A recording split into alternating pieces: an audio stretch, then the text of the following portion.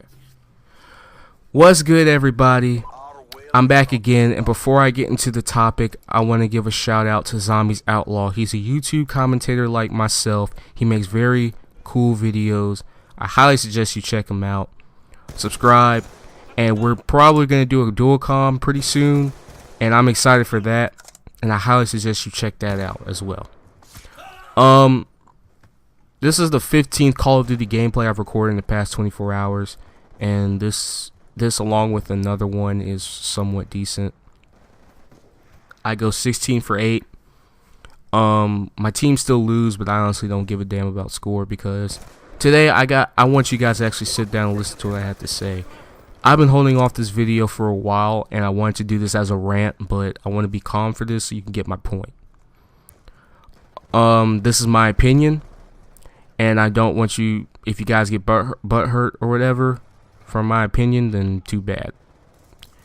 A few weeks ago, I watched a video from WatchMojo.com, and they talked about the top 10 best video game franchises of all time, and they put Call of Duty at number 4.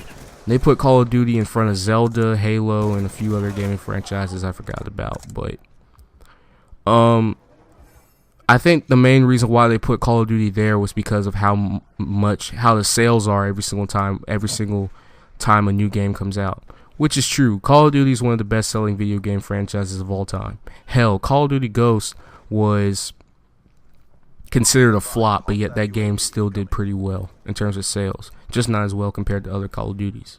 I looked at a video that was made a year ago by one of my favorite YouTubers by the name of Modern War Negro, and he talked about Call of Duty's effect on gaming.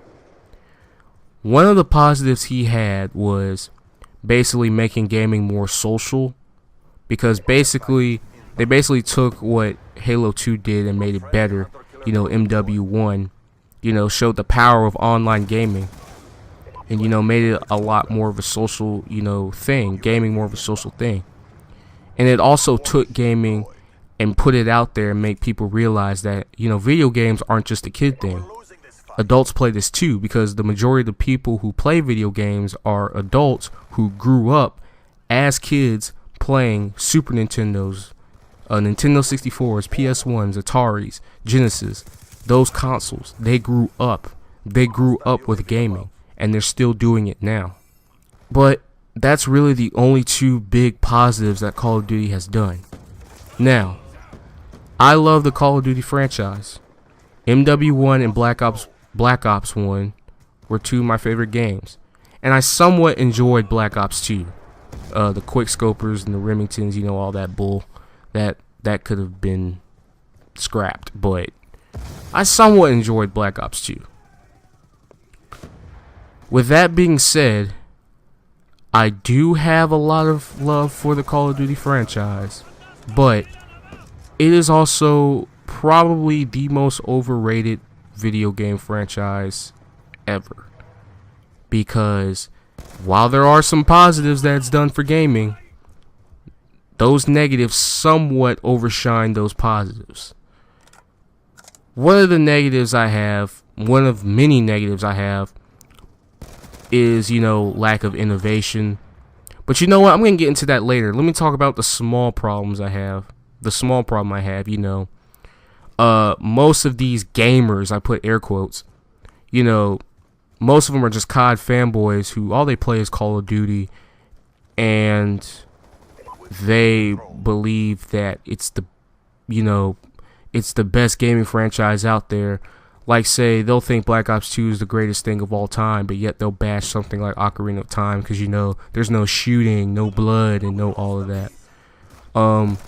Also, a lot of people like COD because, it has a lot of replay value, because really, I know a lot of people do play Call of Duty for single player, which is surprising, but a lot of people don't really like to buy some of these single player games because, it doesn't have a lot of, replay value like most of the Call of Duties have.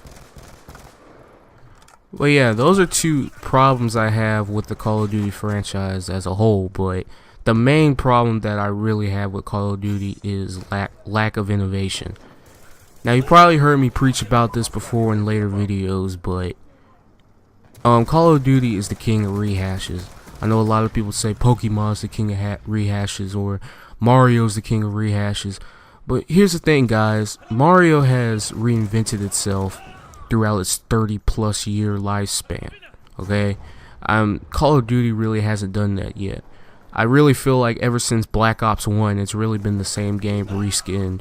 I'm taking the original CODs out of the equation, but yeah, Call of Duty is the king of rehashes, and I guess developers see this and they're just like, well, you know, if Activision's using the same formula over and over again, and as long as it's still making money, I guess we can do the same thing.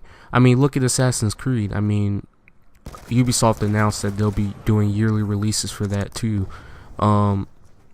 Basically, that's gonna ruin that franchise. And Borderlands is going down the same route. I mean, there's a lot of games out there that are probably going to go down that same route Call of Duty does, with the yearly releases and eventually the DLCs and the microtransactions and all that other good stuff. You know, that's it's kind of sad, really. I just hope none of these developers really go down the same route as Call of Duty, because really I feel like some of the things that Call of Duty is doing negatively are hurting gaming as a whole. But there's also a bright side to this. I feel like new experiences, new gaming experiences are coming with these new consoles that just came out, and hopefully they come soon, because eventually Call of Duty will die out. And hopefully I hope there's another franchise out there, or many franchises out there, you know, that you know, change things up, bring real innovation to video games in this new generation. But you know, that's all I wanted to say in this video. I hope you guys enjoyed. Make sure you leave a like if you enjoyed the video. Comment below, what do you think COD has done with the gaming industry. Subscribe if you haven't already, and I'll catch you guys in the flip. Thanks for watching.